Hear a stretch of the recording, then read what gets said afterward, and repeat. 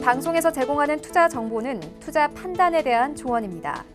방송에서 제공하는 주식의 가치, 가격 상승 및 가격 하락에 대해서는 방송사에서 보장하지 않습니다.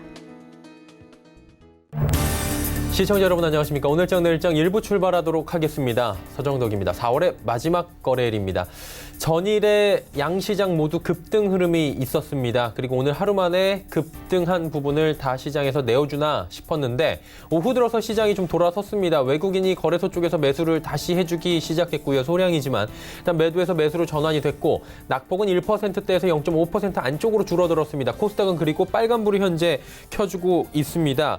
하지만 힘이 아주 강해 보이진 않습니다. 시장에 부담이 있는 상황인데요. 고유가는 여전하고요.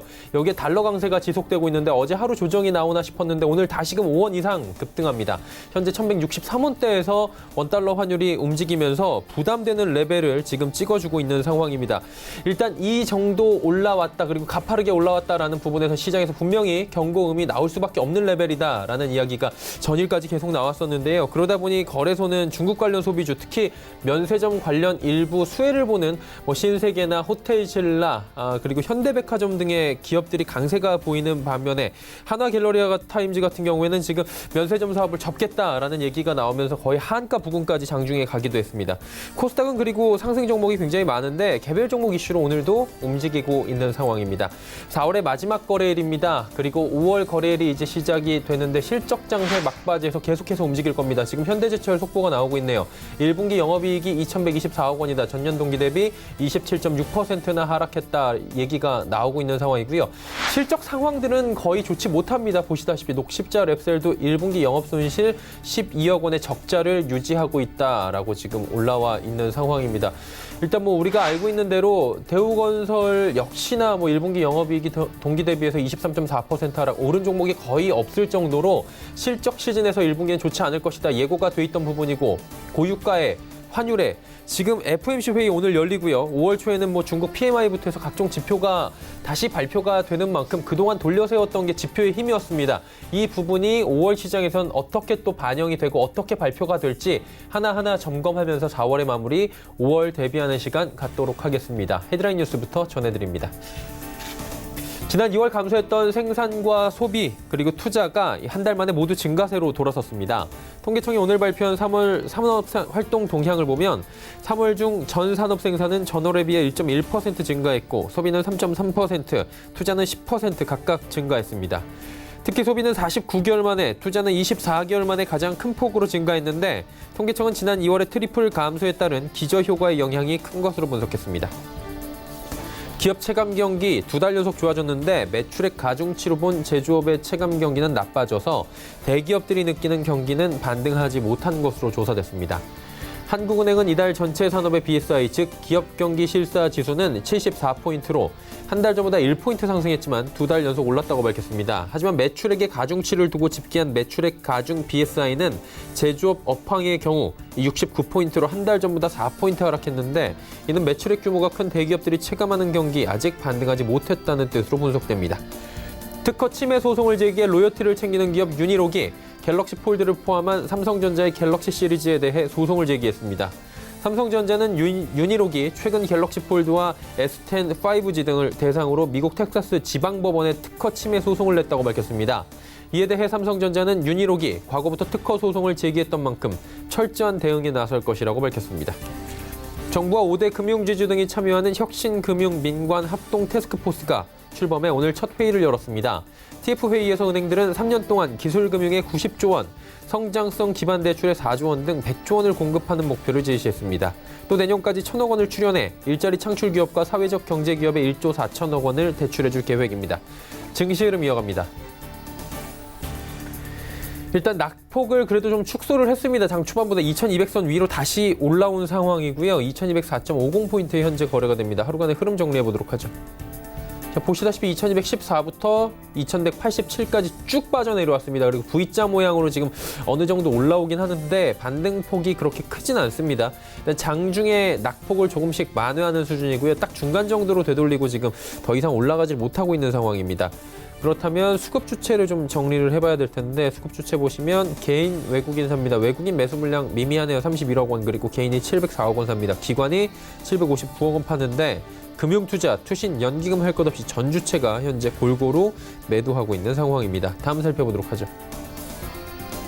전해드린 대로 오르는 종목 많이 안 보입니다. 현대차 지금 운송장비 업종이 오늘 좀 선방하는 가운데 전기전자 업종도 힘들고요. 셀트리온도 1.62% 조정이 나옵니다. 다음 살펴보도록 하죠. 자, LG화학, 현대모비스, 삼성바이오로직스, 포스코까지 빠지는 가운데 LG생건 올라가는데 중국 관련 소비주들을 오늘 그나마 좀 반등에 성공해주는 모습입니다. 다음 살펴볼까요? 신한지주, 네이버, 삼성물산, KB금융 빠집니다. SK텔레콤만 소폭 반등에 성공하는데 상승폭이 그다지 크진 않습니다. 코스닥 시장 넘어가 보도록 하죠. 753.17 일단 반등에 성공을 했습니다. 하루간의 흐름을 좀 정리를 해보면 코스닥 같은 경우에는 일단 746까지 쭉 장중에 빠졌다가 다시 상승 쪽으로 방향을 틀면서 현재 포인트가 장중 고점입니다. 거래소와는 다르게 뒷심이 좀 나오고 있는 상황인데 수급 주체도 좀 변동이 생겼나 보도록 하죠. 기관이 사줍니다. 68억 원 그리고 투신과 연기금이 각각 105억 원, 117억 원씩 사주고 금융투자 쪽에서 133억 원 매도가 나오고 외국인이 257억 원 오히려 매도하고 있는 상황입니다. 다음 살펴볼까요? 셀트리온 3인방은 오늘 좀 약세지만 나머지 종목들이 좀 잘 갑니다. CJENM도 2.65% 올라가고요. 신라젠, 헬릭스미스, 포스코케미칼까지 전체적으로 반등에 성공합니다. 다음 살펴보도록 하죠.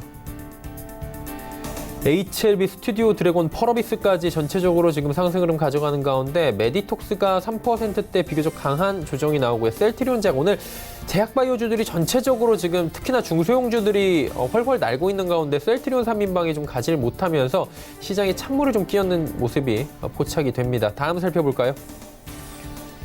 SK머티리얼즈, 파라다이스 올라가는 가운데 휴젤 그리고 제넥신, SFA 빠집니다. 휴젤 빠지고요. 메디톡스 빠집니다. 일단 보톡스 관련 제약바이오 관련주들은 오늘 시장에서 좀 조정이 나온다라고 정리가 되겠네요. 다음 살펴보도록 하죠. 원달러 환율입니다. 잘 보셔야 됩니다. 1163원 80전입니다. 무려 5원 30전 올라오면서 다시금 신고가 경신하고 올라오고 있는 상황입니다. 달러 분명히 부담되는 레벨입니다. 금일폰 방송에서 제공해드리는 정보는 투자 판단에 대한 조언일 뿐입니다. 해당 주식의 가치와 수익률 보장해드리지 않는다는 점 참고해 주시길 바랍니다. 시장 이슈 정리하도록 하겠습니다. 유한타증권 메가센터 분당점의 백인범 대리입니다. 안녕하십니까? 네, 안녕하십니까? 일단 오늘 시장은 약세장에서 코스닥 같은 경우에는 전환이 됐고요. 코스피도 조금의 좀 반등의 기미까지는 아니지만 좀 시장을 돌려세우는 기미는 있는 것 같습니다. 어떤 이슈들로 움직이고 있는 거죠? 네, 일단 우선 큰 틀에서 봤을 때는 수급적인 측면에서 일단 외국인의 선물 순매도 오전부터 좀 확대되면서 코스피 지수 하락세에 좀 영향을 줬던 점이 좀 아무래도 외국인 선물 순매도가 영향이 좀 있었던 점이 있었고요. 그리고 중국 PMI 지표가 일단 표면적으로는 좀 부진했던 결과를 좀 발표했던 점 등의 요인 등이 하락 요인으로 좀 장 초반 그리고 오후까지도 코스피 지수를 중심으로 한 하락 요인에 좀 작용했던 모습이었다 보시면 될 것 같습니다. 일단 중국 PMI 지표 같은 경우에는 좀 따져보자면 오히려 긍정적인 지표로 삼아볼 수 있다라는 의견 등이 좀 힘을 받으면서 오후장 들어서 시장을 조금은 좀 반등하는 요인으로 작용하고 있다라는 점도 참고해 보시면 좋을 것 같고요. 일단 우선 시장 내에서 금일 업종 관련 소식으로는 전일 하나 갤러리아의 이제 면세 사업 철수 소식에 따른 업종 영향 가장 좀 두드러지는 특징이 아닐까라고 생각을 하고 있습니다.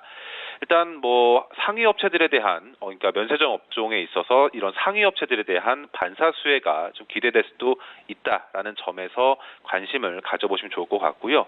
그리고 이런 하나갤러리아의 면세 사업 철수 소식은 곧 한화그룹의 항공사 인수 가능성도 일각에선 좀 부각이 되면서 한익스프레스 등 이런 다른 주가 종목들의 주가 급등의 요인으로도 작용했던 이슈로도 좀 폭넓게 작용하고 있다라는 점도 참고해 보시면 좋을 것 같습니다. 일단 우선 하나갤러리아의 철수는 곧 다른 업종의 반사수혜로 갈 수 있다라는 점에서 업종 내에서 상위 업체인 호텔신라와 신세계 등에 대한 관심 계속적으로 가져가야 된다라고 보시면 좋을 것 같은데요. 일단 간단히만 말씀드리면 면세점 업계 그간 중국 쪽 매출을 좀 당기기 위해서 치열한 송객 수수료 경쟁이 있었습니다. 그렇기 때문에 이러한 과당 경쟁은 일단 업계 내 수익성을 악화시켰던 점 등이 일단 문제가 되어 왔었는데요. 일단 후발업체 한화 같은 경우에도 이러한 점에서는 수익성 악화에 따른 사업 철수를 결정할 만큼 한계점에 좀 다다랐다라는 점에 주목하시면 좋을 것 같습니다. 즉 이는 한화를 비롯한 후발업체들, 특히 경영 상황이 어려울 수밖에 없는 후발업체들의 사업 포기 도미노 현상까지 일어날 수 있다라는 점에서 반대급부로 이러한 상위 업체들은 반사수에 기대해 볼 수 있다라는 점 주목해 보시면 좋을 것 같고요. 일단 수치상으로 봤을 때 한화 갤러리아의 이런 기존 면세 부분 실적의 매출액이 약 3,300억 원대라는 점에서 일단 이러한 매출액이 다른 업체로 이전될 수 있다라는 여지도 있다라는 점에서는 다른 상위 업체들에 대한 반사수의 기대감 좀 실질적으로도 삼아볼 수 있지 않을까라는 점에서 투자 아이디어 고민해 보시면 좋겠다 말씀드리겠습니다. 자, 일단 면세점 관련 이슈들이 오늘 좀 시장에서는 어떤 기업에는 충격으로 어떤 기업에는 또 기회로 다가온다라고 말씀을 해주셨는데 그렇다면 면세점 제외하고 또 시장에서 주목할 만한 이슈 있습니까? 일단 오늘 시장 5G 관련 통신 장비주들 전반적인 업종 강세 보여주고 있기 때문에 당연히 주목할 수밖에 없는 업종으로 좀 손꼽히고 있는 모습입니다. 일단 통신 장비주들에 대한 관심 지속해야 된다라는 걸 다시금 주가로 보여준 점에 있어서는 계속적인 관심이 좀 필요하다라는 말씀드리고 싶은데요. 일단 우선 KMW의 이런 분기 실적 발표를 통해서 다시금 이런 장비주들의 호실적을 확인시켜준 모습이다라고 보시면 좋을 것 같습니다. 일단 KMW의 일단 1분기 실적만 보더라도 작년 1분기 당기순이익이 약 6억 원대였던 반면에 이번 1분기 당기순이익 같은 경우 약 213억 원을 기록한 호실적을 기록한 점에 좀 주목을 하시면 좋을 것 같은데요. 물론 KMW 같은 경우 그간 금융 비용 등의 이런 과도한 지출 등이 영향을 줬던 점, 그리고 최근 자산 매각 등을 통해서 이런 금융 비용 등을 축소하면서 일단 일회성 측면이 반영된 측면도 물론 있긴 합니다. 하지만 실적 측면에서 일단 실적 턴어라운드에 시그널을 줬다라는 점에 주목을 해보시면 좋을 것 같은데요. 즉 이는 5G 투자 사이클이 도래하면서 일단 이에 따른 실적 수혜가 장비주들에게 영향을 주고 있다라는 점에 주목을 해보시면 좋을 것 같습니다. 일단 간단히 정리하자면 그간 기대감에 호실적이 나올 것이다라고 예상이 되었던 점에서 실질적인 실적 역시도 호실적이 나옴에 따라서 일단 이러한 투자 사이클에 따른 실적 수혜가 계속 이어질 수 있다라는 가능성을 다시 한번 확인시켜준 점에 일단 금일 업종 강세의 요인으로 작용하고 있다 보시면 될 것 같고요. 그리고 통신 사업자들 5G 상용화 이후에 일단 전국망 구축에 대한 의지를 다시금 밝힌 점, 그리고 이에 따른 관련 투자의 지속적인 증가에 따른 수혜 기대감 등이 관련주들의 상승 요인으로 계속적으로 작용할 여지가 있다 보시면 좋을 것 같습니다. 일단 관련주 가운데에서는 신고가 경신하고 있는 KMW, RFHIC, 서진 시스템 등에 있어서 관심 가져보시면서 그 외에는 최근에 낙폭을 어느 정도 대부분 만회한 상황에서 정고점을 트라이할 수 있을 만한 종목군들에 있어서도 계속적인 관찰 필요하다 말씀드리겠습니다. 네. 자, 5G 말씀을 해주셨는데 그렇다면 종합적으로 볼 때 시장 전략 어떤 식으로 가져가는 게 좋을까요? 네, 일단 최근 시장에서는 5G 말씀드렸고요. 일단 그런 신고가를 낼 수 있는, 그리고 업종 스토리 갈 수 있는 업종에 집중하시는 전략, 그리고 반대급부로는 좀 따라가기가 좀 부담스럽다라는 입장에서는 오히려 좀 하방 경직성을 다지고 있는 업종과 종목군들에 있어서 관심을 가져보시는 전략 가져보시면 좋을 것 같고요. 일단 오늘 같은 경우에는 유전자 검사 관련주들 관련해서 그 이슈가 나왔음에도 불구하고 주가 상승은 상대적으로 더딘 모습이긴 합니다. 하지만 최근 시장 케이스 등을 봤을 때 오히려 당일보다는 이틀 뒤라던가 언제든지 이슈가 재점화될 수 있는 이런 여지를 준다라고 가정했을 때는 일단 유전자 검사 관련주들에 있어서도 오늘 주가 반등이 좀 미미하다 하더라도 계속적인 관심은 둘만하다라는 말씀드리고 싶은데요. 일단 오늘 보도자를 통해서 정부는 DTC 유전자 검사 서비스, 그러니까 소비자 직접으로 유전자 검사 허용 대상을 대폭 확대하는 것을 확정했다라는 점을 발표를 했습니다. 일단 물론 기대감 등이 주가에 반영돼 있기도 하지만 일단 이와 관련돼서 테라젠 이텍스와 DNA 링크에 있어서는 실제로도 이제 추가 검사 항목에 따른 실증 특례를 허용한 점 등을 포인트로 삼아볼 수가 있기 때문에 이들 두 종목 주가 조금 부진하다 하더라도 계속적으로 이러한 이슈가 주가에 영향을 줄 수가 있기 때문에 이들 두 종목 계속 관심 기울이시면서 투자 전략 일부 참고해 보시면 좋겠다 말씀드리겠습니다. 네, 시장 전략들까지 상세히 들어봤습니다. 오늘 말씀은 여기까지 듣겠습니다. 고맙습니다. 네, 감사합니다. 유한타증권 메가센터 분당점의 백인범 대리와 함께했고요. 이슈 칼럼 이어갑니다.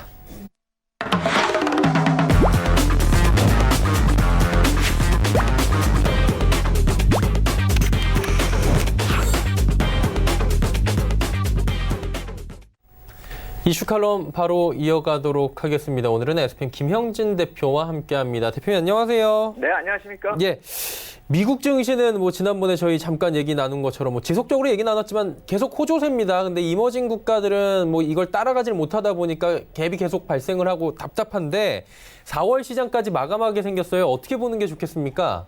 예, 맞습니다. 4월에는 조금 이것이 좀 완화되는가 하는 그런 기대감을 가졌었는데 마감하는 상황에서 보니까 그렇게 좋다 보기는 힘들 것 같습니다.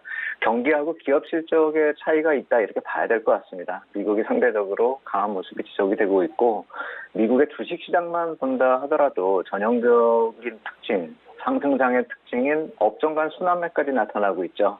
선도주라고 봤었던 그 인텔이나 자이링스 같은 그런 기업들이 예상보다 좀 전망이 좀 안 좋게 나와서 급락을 했는데 해당 기업의 한정된 악재로 마무리가 돼버린 그런 모습입니다. 여파로 IT 업종이 같이 동반 하락하거나 이런 모습이 나타나지 않고 있습니다. 약간 그런 점도 우리하고 좀 차이점이다 이렇게 봐야 될 테고요. IT 이외의 경기 소비재 같은 업종은 신고가를 그냥 하염없이 계속 가고 있는 모습이고요. 그동안에 못 올랐었던 금융업종이나 소외됐었던 그 헬스케어 같은 그런 업종들 주간 상승률 지난주에 좀 이렇게 많이 뛰었었던 그런 모습을 보여서 주간 상승률 구해보니까 한 5% 넘게 헬스케어 쪽은 올랐기 때문에 이러한 순환매가 나타나고 있다는 점이 전형적인 상승 시장의 순환매다 이렇게 볼 수가 있겠고 그것이 우리하고 좀 차별적인 흐름이다 또 이렇게 봐야 될 것 같습니다. 코스피 경기 같은 경우는 기업 실적의 바닥을 확인하는 그런 과정 속에서 경기 흐름 자체도 좀 악화되는 그런 심리적인 부담이 나타나고 있는데 예상을 못했다라기보다는 예상보다 조금 더 안 좋은 흐름으로 지금 진행이 되고 있다는 점이 발견되고 있다는 점이 부담이다 이렇게 봐야 될 것 같고요. 쇼크 수준의 이렇게 지표들이 나오지 않습니까? GDP 10년 만에 가장 큰 폭의 역성장 이런 얘기가 나오고 있는 그런 모습이 바로 그러한 좋은 예다 이렇게 볼 수가 있겠는데 그러한 점을 놓고 보더라도 사실 주식시장은 1%대 하락에 불과하고요. 채권 시장은 오히려 강세 보이고 있고 다만 이제 원달러 환율 같은 경우가 1160원 넘어서는 좀 불안한 모습이 나타나고 있죠. 경상수지, 무역수지 얘기 계속 나오고 있는데 이러한 외환 시장 쪽의 흐름을 좀 제외한다라고 한다면 다른 쪽 자산 시장은 그다지 그렇게 위기까지로 이렇게 확산해서 해석을 할 이유는 없겠다 이렇게 봐야 될 텐데 외국인 투자자들이 또 이 달러 선물 쪽에서 나타나는 모습을 보면은 이것이 단기적으로 마무리될 국면인가 이것에 대해서는 우리가 좀 생각을 좀 해봐야 될 것 같습니다. 그리고 오늘 그것에 대해서 좀 생각을 해볼 것인데요.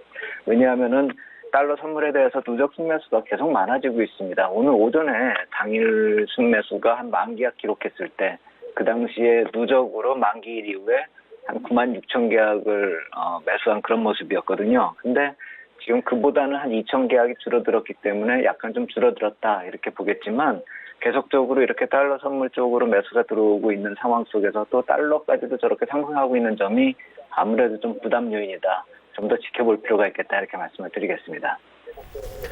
일단 달러가 불안하고 지금 많이 올라온 건 시장에서 악재로 받아들여지고 있는 모양인데 일단 외환 시장은 좀 불안한 모습이 역력합니다. 그런데 전체적인 자산 시장은 좀 안정됐다라는 얘기들도 나오고 있는데 이게 말이 안 되지 않습니까? 좀 약간 모순된 것 같은데 이게 어떻게 바라보는 게 가장 올바른 시선일까요?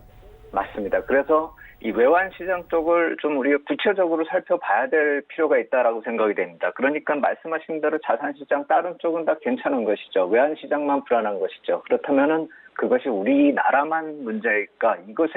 이것으로 접근을 해야 되죠. 물론 우리 경제 아까 말씀드린 대로 좀 안 좋은 지표들이 계속 나오고 있고 실제로 좀 안 좋은 것도 사실인데 아까 말씀드렸듯이 그게 몰랐었던 얘기냐 하면 그렇지가 않기 때문에 지금 달러 쪽으로 반영되고 있는 우리 원화 쪽의 원화 경제 쪽의 문제는 사실 속도의 문제라고 이렇게 볼 필요가 있어 보이죠. 그리고 또 개선 가능성도 있기 때문에 정책 기대감은 상존하고 있는 것이고요. 다만 우리가 전체적인 글로벌 경기하고 비교해 놓고 볼 때는 중국의 위안화가 좀 상대적으로 조금 더 강세를 보이고 있을 뿐이지 다른 이머징 마켓 쪽은 이런 달러에 대비해서 비슷한 추세를 보이고 있고 유로 달러조차도 이런 비슷한 약세 흐름 속에 있고 유로존 국가 통화들도 다 비교를 해봐도 그러니까 유로 달러 이외의 통화를 사용하는 그런 유로존 국가 통화들을 보더라도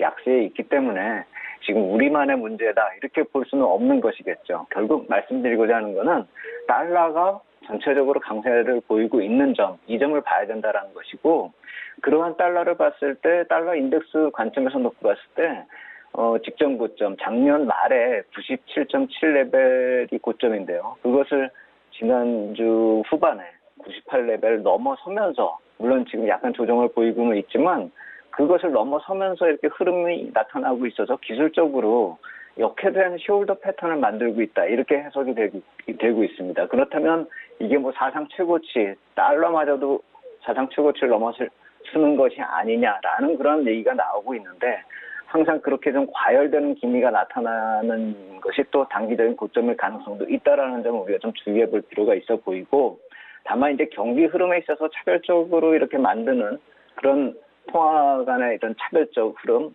이것이 과연 경기 흐름뿐일까 이것도 한번 생각을 해봐야 된다는 것이죠. 왜냐하면 일반적으로 우리가 FRB 정책이 도비시하게 나오면서 약달러 흐름으로 변화될 거라고 생각을 했었죠. 근데 이게 반대로 강달러로 흘러가는 데 있어서는 경기 외적인 요인 그것을 찾아봐야 되지 않을까. 그래서 이번 FOMC 회의, 그러니까 오늘과 내일 사이 FOMC 회의에서는 그러한 점을 좀 찾아봐야 되는 것이 아닐까 하는 생각이 든다 이렇게 말씀을 드리겠습니다. 뭐 FOMC 말씀해 주셨으니까 바로 여쭤보도록 하겠습니다. 이 관심을 가져야 되는데 어떤 부분을 저희가 중점적으로 좀 보는 게 좋습니까? 네, 그래서 금리 먼저 말씀을 드리면은 5월 이번 회의 때는 금리 인상 확률은 없습니다. 제로입니다. 말 그대로 제로거든요. 그리고 25bp 인하 하는 것이 뭐 2.5%. 그러니까 동결이 거의 100%다 이렇게 보면 되겠습니다. 그런데 이 금리 확률에 대해서 그 뒤에 회의나 이렇게 좀 살펴보면 확실하게 변화가 나타나고 있는 것이 9월이고요. 그러니까 25bp 인하가 38%까지 올라가고 있고 12월 금리 인하 따져보면 이게 40%대에서 등락을 거치고 있고 동결이 33%까지 낮아진 상태입니다. 이게 33에서 35 사이를 왔다 갔다 하고 있습니다. 해서 그렇다라고 본다면 이제 9월부터 12월까지는 금리 인하가 상당히 확률이 높아지고 있다. 이렇게 봐야 될 텐데 경기 흐름이 뭐 좋다라고 얘기를 하고 있고 주가는 사상 최고치를 기록하는 와중에 이렇게 금리 인하를 하는 가능성이 커지고 있다는 점이 도저히 이해가 안 된다라고 해석하는 경우가 많죠.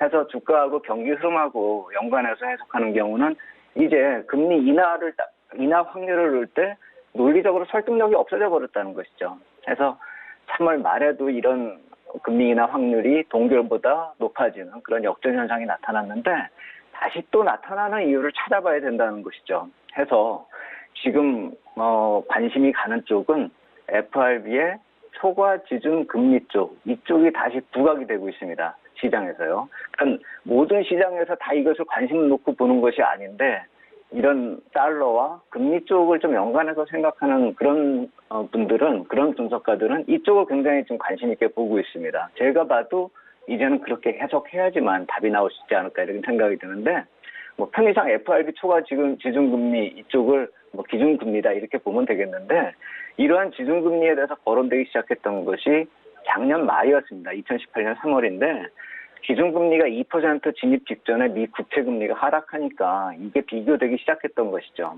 그래서 제가 이번에 아예 표를 하나 만들어 봤습니다. 미국 기준금리하고 장단기 국채금리 흐름을 비교한 표를 만들어 봤는데 그림을 보시면은 이 검은색 선이 이 초과 지준금리로 해서 아래쪽에서 이렇게 올라오고 있는 그런 모습을 볼 수가 있는 것이고, 붉은색 그래프가 10년물 금리고요.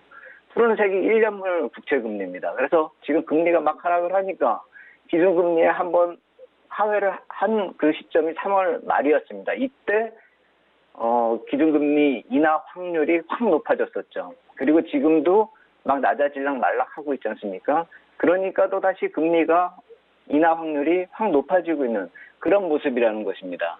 그래서 우리가 봐야 될 것은 지금 저 표에서 이 초과 기준금리 상단에, 그러니까 까만색 선 위에 미국채 금리가 근접하거나 그 이하로 내려가는 경우에는 이 금리 인하 가능성이 확 높아진다는 것이고, 그렇게 되는 이유를 논리적으로 설득력 있게 말씀을 드리려고 한다면은 뭐냐면은, 저 검은 선을 아래로 내려간다면요, 투자자들이 국채금리에 투자할 필요가 없는 선이 된다는 것입니다. 그러니까 FRB 기준으로 그냥 유동성이 옮겨가는 것이 나은 거죠. 왜냐하면 리스크가 없으니까요. 국채 쪽에 투자하면 아무래도 미국채가 안전하다고는 하지만 시세 변동에 있어서는 이게 위험에 노출이 되는데, 저 까만 선, 기준금리에 돈을 예치해버리면 고정금리로 돈을 받는다는 것이죠. 이자가 확실해진다는 것이죠. 하기 때문에 FRB 쪽에서는 저 까만 선을 주체금리보다 낮은 쪽으로 계속 유지를 시켜야 된다는 것이죠. 근데 그렇지가 않은 지금 상황에서는 돈들이 FRB 지준 쪽으로 유동성이 옮겨갈 수 있는 상황이고 옮겨가는 상황이 나타나고 있다, 이렇게 볼 수 있는 것이죠. 그렇다면은 시중에 유동성 흡수 효과가 발생될 수 있는 것이고, 그렇다면 결국 시중 유동성이 미국에서는 달러죠. 그래서 달러가 시중에서 감소가 되고 있고, 그래서 달러 강세를 보이는 것이 최근에 보이고 있는 달러 강세 흐름의 또 요인 중에 하나다, 이렇게 부각이 되는 것이죠. 그래서 시중 유동성의 문제도 이렇게 부각이 될 수가 있겠지만, FRB 입장에서는 이런 지불해야 되는 이자들이 많이 생기는 것이 원치 않겠죠. 그렇다면 이런 비용이 증가하지 않게끔 저 까만 선을 낮춰야 된다는 것 자체가 기준금리를 인하한다는 얘기가 되기 때문에 금리 인하 가능성이 높아진다, 이렇게 볼 수가 있는 것이죠. 근데 다만 그런 기준금리 인하를 지금 당장 할 수가 없게끔 얘기가 나오는 이유는, 금리를 바로 내린다라고 한다면 또 은행들이 연준에서 자금을 대거 인출해서 단기 자금 시장이 불안될 수 있기 때문에 그런 것을 지금 대처하기에는 약간 대차대조 축소 같은 일정이 있기 때문에 지금은 시기적으로 좀 맞지가 않는다고 볼 수가 있는 것이죠. 그래서 가장 좋은 것은 기준금리 인하하면서 지준율 인하 발생되고 대차대조표까지 축소 마무리를 하면서 시중 유동성을 유지시키는 것이 시장에 가장 혼란을 주지 않는 최선의 방법이기 때문에 5월 달보다는 6월 달 그리고 9월 달이 금리 인하 확률이 높아지는 이유다, 이렇게 보시면 되겠죠. 해서 이번 달 5월에 FOMC 회의에서 빠른 조치를 하면 이머징 마켓 쪽으로는 좀 긍정적이겠지만 그걸 당장 기대하기는 좀 어렵다, 이렇게 생각이 되고요. 특정한 결론에 대해서 어떤 기대를 한다기보다는 현재 상황에 대해서 FRB의 인식, 그리고 어떻게 해석하느냐, 그리고 이 대응 관련해서 코멘트가 나올 수 있기 때문에, 그렇다라고 한다면 달러의 급격한 약세 반전은 좀 이르겠지만 강세 완화 가능성 정도는 생각해 볼 수가 있겠죠. 그래서 이번에 FOMC 회의에서는 그러한 이와 관련된 그런 코멘트들이 어떻게 나오는지 좀 지켜볼 필요가 있겠다, 이렇게 말씀드리겠습니다. 일단은 금리를 동결하느냐 인하하느냐, 이 부분에 대해서는 시장에서 재료가 어느 정도 노출이 됐기 때문에 어떤 코멘트 그리고 어떤 전략들이 새롭게 수립이 되느냐 부분을 봐야 된다는 건데, 그렇다면은 이 FOMC 회의 이후에 새로운 달 5월에는 우리도 좀 변화가 있어야 될 것 같은데 이 부분은 어떻게 하는 게 좋겠습니까? 네, 지금 2분기에도 채권 발행 물량은 계속 증가되고 있고 대차대조표 축소가 계속 지속되고 있기 때문에 아까 말씀드렸듯이 강달러가 급격하게 약세 전환을 당장 기대할 수가 없는 상황입니다. 그런데 채권 발행 일정 좀 지켜보면은요, 지난주까지는 대차대조표 축소되는 건 당연한 일정이니까 계속 지속되어 왔고, 더불어서 채권 발행 물량이 크게 증가했습니다. 해서 지난주까지는 달러 강세 요인이 일사천리로 나타날 수 있었던 그런 상황인데, 이제부터는 5월 셋째 주까지 좀 물량이 감소되기 때문에 단기적으로는 약간 여유가 생기는 타이밍이기 때문에 중기적 변곡까지는 아직 이르지만, 그리고 대차대조표 축소 마무리가 9월이고 그때 확정되는 그 3분기 국채 발행 물량하고 대차대조표 축소 일정이 구체적으로 확인되어야지만 중기 얘기가 나올 텐데, 단기적으로는 어느 정도 좀 여유가 있는 상황이 들어서고 있고 내일 이벤트에서 어떠한 코멘트가 나오는지 좀 확인하면서 좀 우리가 여유를 찾을 수가 있지 않을까 생각이 들고 이 달러 약세 전환은 아주 중요한 터닝 포인트가 될 것이기 때문에 이번 FOMC 회의에서 금리에 관한 그런 강한 코멘트가 없다라고 한다면은 달러 쪽에 큰 문제가 안 생기겠지만 변화가 안 생기겠지만 그렇다라고 본다면 6월 FOMC에 대한 긴축 완화에 대한 관심이 더 커질 것입니다. 그렇다면은 이번 FOMC를 지나면서 6월의 FOMC 사이에서 달러의 변곡 가능성도 한번 생각해 봐야 된다는 것이죠. 달러 약세 전환이 이머징 마켓 쪽으로 중요한 터닝 포인트가 되기 때문에 내일 FOMC 회의에서 어떤 얘기가 나오는가 그리고 설사 긴축 완화에 대해서 코멘트가 전혀 없을지라도 6월 FOMC 사이에서는 어떤 기대감이 나타날 수 있고 시장의 기대감이 더 커질 수 있기 때문에 지속적으로 달러가 시장을 압박하는 것은 점차 강도가 완화될 것이다. 5월달 쪽에서는 약간 그러한 좀 완화되는 분위기 속에서 우리가 투자 기회를 찾을 필요가 있겠다. 이렇게 말씀을 드리겠습니다. 네, 알겠습니다. 일단 FOMC 지난 뒤에 말씀해 주신 부분을 염두하면서 시장 계획들을 수립하는 것도 괜찮을 것 같습니다. 오늘 말씀은 여기까지 듣겠습니다. 고맙습니다, 대표님. 예, 감사합니다. SBM의 김형진 대표와 이야기 나눠봤고요. 다시 한번 이야기들 정리해 드리도록 하겠습니다.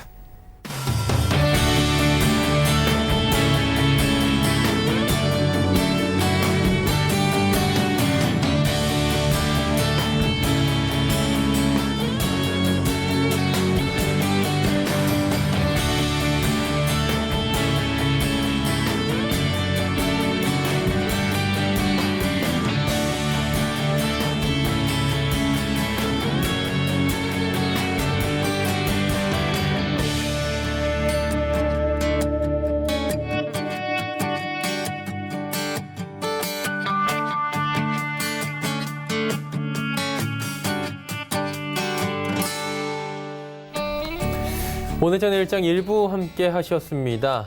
지금 실적 시즌 막바지입니다. 실적 발표가 계속되고 있는데 한올바이오파마도 올해 1분기 영업이익이 25억 원이다. 전년 동기 대비 729.5%나 급성장했다라고 지금 기사가 올라온 상황입니다. 실적 나오는 대로 계속해서 저희가 전해드리면서 2부 함께 하실 텐데 2부에서는 이제 종목에 집중을 합니다. 두 분의 전문가와 함께 종목 짚어드리고요. 종목 상담까지 이어가는 시간 알차게 준비했으니까 2분도 함께 해주시기 바랍니다. 고맙습니다.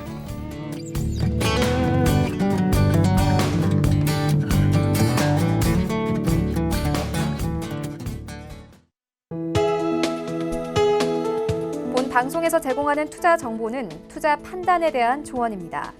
방송에서 제공하는 주식의 가치, 가격 상승 및 가격 하락에 대해서는 방송사에서 보장하지 않습니다.